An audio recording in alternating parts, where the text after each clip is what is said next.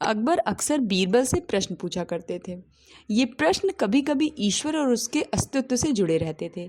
इन प्रश्नों के उत्तर देने बीरबल अपने पुत्र को लेकर आता है। वे प्रश्न क्या थे, बीरबल के पुत्र ने उनके क्या उत्तर दिए, अकबर उन उत्तरों से संतुष्ट होता है या नहीं, ये जानने के लिए इस स्टोरी को पूरा सुने, जो कि काफ़ी रोचक और बहुत मज़ेदार है।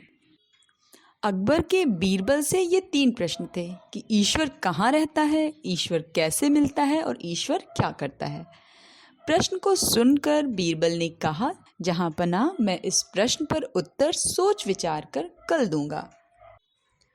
अकबर ने बीरबल को दूसरे दिन तक का समय दे दिया। घर जाकर बीरबल इस प्रश्न पर सोच विचार करने लगा। पिता को विचार मग्न देख बीरबल के पुत्र से रहा न गया और वो पूछ बैठा, पिताजी क्या बात है, आपने जब से घर में प्रवेश किया है तब से सोच में डूबे हुए हैं। बीरबल ने अकबर द्वारा पूछे गए प्रश्न अपने पुत्र को बताए। प्रश्न सुनकर वह बोला, पिताजी इन प्रश्नों का उत्तर बादशाह सलामत को मैं दूंगा, आप कल मुझे अपने साथ दरबार ले चलिएगा। बीरबल राजी हो गया।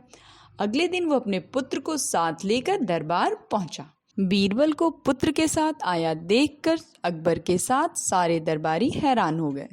बीरबल और उसके पुत्र ने अकबर को अदब से सलाम किया। फिर बीरबल बोला, जहाँ पनाह मैंने आपके द्वारा पूछे गए प्रश्न अपने पुत्र को बताए, वो इन प्रश्नों के उत्तर देना चाहता है, इसलिए मैं उसे अपने साथ दरबार ले आया। इतना कहने के बाद बीरबल ने अपने पुत्र को अकबर के सामने कर दिया। बीरबल के पुत्र ने अकबर से कहा, जहाँ पनाह आपके पहले प्रश्न का उत्तर देने के पूर्व मैं चाहता हूँ कि आप सेवक से कहकर शक्कर घुला हुआ दूध मंगवाएं। कुछ देर में एक सेवक शक्कर घुला हुआ दूध लेकर हाजिर हो जाता है। बीरबल के पुत्र ने कहा, जहाँ पनाह जरा इस दूध को चखकर बताइए कि इसका स्वाद कैसा है।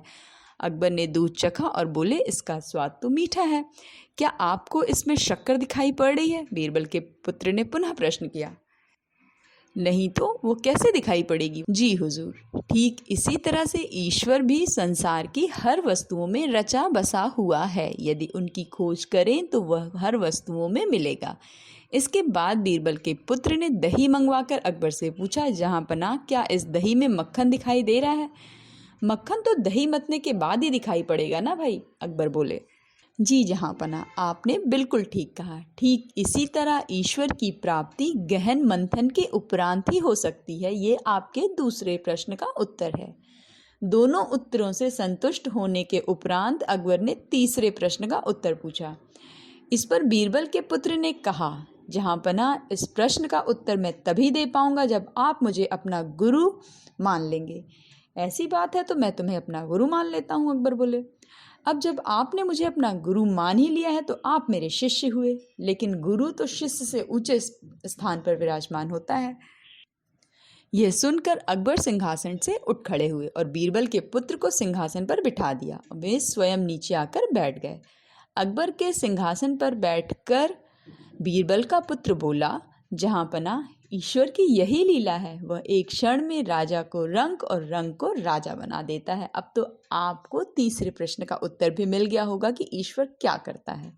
ये सुनकर अकबर एक क्षण को मौन पड़ गए, लेकिन फिर उन्होंने बीरबल के पुत्र की अक्लमंदी की खूब तारीफ की और उसे पुरस्कृत भी किया।